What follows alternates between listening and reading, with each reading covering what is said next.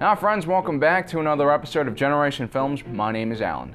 Today I want to talk to you guys about the disconnect between critic reviews and fan reviews of Star Wars Episode VIII: The Last Jedi. Now since we're going to be talking more about just how critics and fans view films, there won't be any spoilers in this video from The Last Jedi. So on Rotten Tomatoes, one of the most popular review aggregators, The Last Jedi received a 93% from critics, but only 56% from Star Wars fans, making The Last Jedi the second highest critically reviewed Star Wars movie. It's tied with The Force Awakens and A New Hope, and behind only The Empire Strikes Back at 94%. From an audience standpoint, it is the lowest fan-rated Star Wars film ever, beating out The Attack of the Clones at 57% and Phantom Menace at 59%. How did this happen? How is there a 40% margin of error? What are we here, stormtroopers trying to shoot plot-critical characters? Well, as both a Star Wars fan and as someone who took way too many film critiquing classes in college, I think I'm in a good position to explain how each side is thinking. First, let's talk about film critiquing. In the old days, it wasn't that hard to find a critic that thought the same way as you did. I, for instance, really liked Roger Ebert. Whenever I read his reviews, I felt like he was speaking for me. He understands the value of good filmmaking, but he also understands the entertainment factor which drove audiences to the theater in the first place. He always naturally understood what audiences wanted, and through his decades of experiences, he was able to hone that skill to perfection. The problem with a lot of critics nowadays is that they focus heavily on the mechanics of a film, and they're way too methodical about these small details, and forget to focus on the larger picture of how enjoyable a movie is. And it's a common mistake you see a lot of younger film critics make, especially those fresh out of film school. And the reason is a lot of the courses they take are pointless and dated. They never really adapt to the changing environment of film. If you go online and search for an intro to film theory and critiquing course syllabus, you'll see that they're all pretty much the same. There'll be a few films that appear constantly, like Battleship Potemkin, Man with a Movie Camera, and if you're lucky, maybe you'll get something enjoyable like Citizen Kane.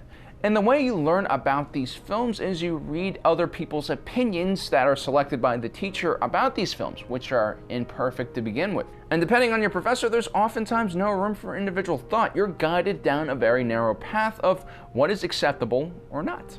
I remember for a whole week we had to learn about something called the white savior complex. We watched several films like The Last Samurai, Lawrence of Arabia, and Avatar, and examine how each one of these films had a white main character that went into non-white groups and saved them. Then we had an assignment where we were basically supposed to explain how each one of these films used the white savior narrative and how that's a bad thing. Now, I was born and raised in this country, and as an Asian American, I definitely faced racism growing up. But I felt pretty conflicted because this teacher was essentially telling me to criticize these pretty decent films just because they had a white character as the main character. I mean, one of these films, Lawrence of Arabia, was even based on a true event. Now, at the time, I had a theory that these films featured white characters not because of some racial conspiracy. After all, Hollywood is full of progressive and open-minded people, right?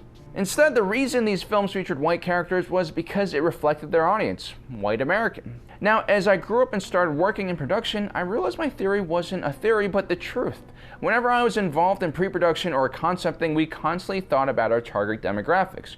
Were they white or black, women or men, rich or poor, how old are they? These were the important metrics that we looked at when we created our content. I realized that our teacher and her syllabus was very politically motivated. At the end of the day, the only thing that really matters is money. I mean, only recently have we seen Asian actors be given major roles in Star Wars films, and that's because Disney realizes the overseas Chinese market is massive. Everything is driven by money, and audiences want to see themselves reflected in their films. And that's what I wrote in my essay, and I got a terrible grade because the teacher wanted me to follow her narrative. This is when I realized how terrible these institutions were. They prey on young individuals who are naive and lack the life experience to make their own judgments, and then force feed their own ideology to these kids and punish them if they decide to think outside the box. They take away their choice, their individuality. Film was designed for dissent, discussing alternative ideas, and pushing the narrative and advancing how society examines itself. It's supposed to be inclusive and open-minded. And now many filmmakers and film reviewers are being taught to politicize their content and reviews at the expense of art or storytelling. And now with digital media, any film student can become a critic, and that creates a competitive environment where individuals are afraid to take risk, and everyone prescribes to this groupthink mentality where they're writing what they think the audience wants to hear. So instead of critics speaking from their heart, they jump on bandwagons, fill their articles with overly technical language, and repeat archaic lessons they learn in film school that are not relatable or even accurate. Now, if you're thinking, wow, this guy just gave it to those intellectual liberal arts pussies, you're missing the point. You see, it's not about your education level or your political views. I just want to see people be objective and honest.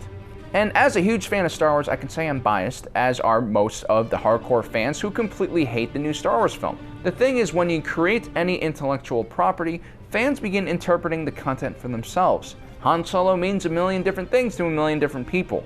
And Star Wars is a mess. There are hundreds, if not thousands, of different stories that have been told, many of them conflicting.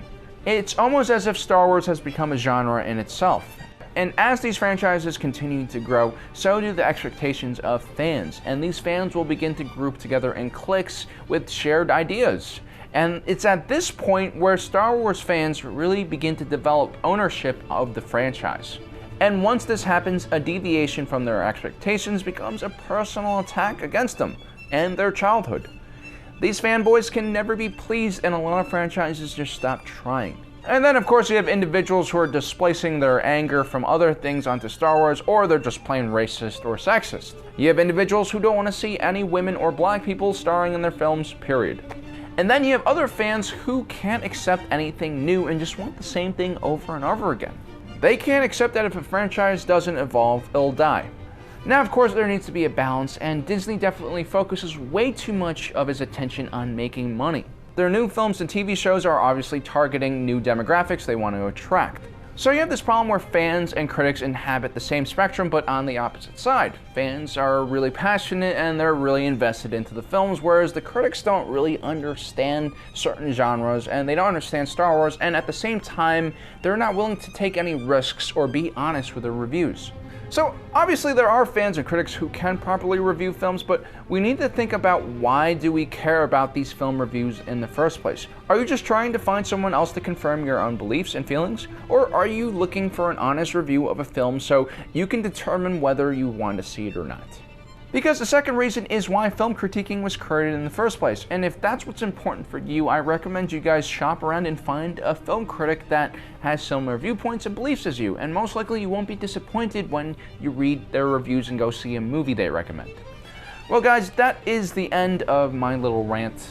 If you guys are interested in a review of The Last Jedi from a fan, check out my review on Generation Tech.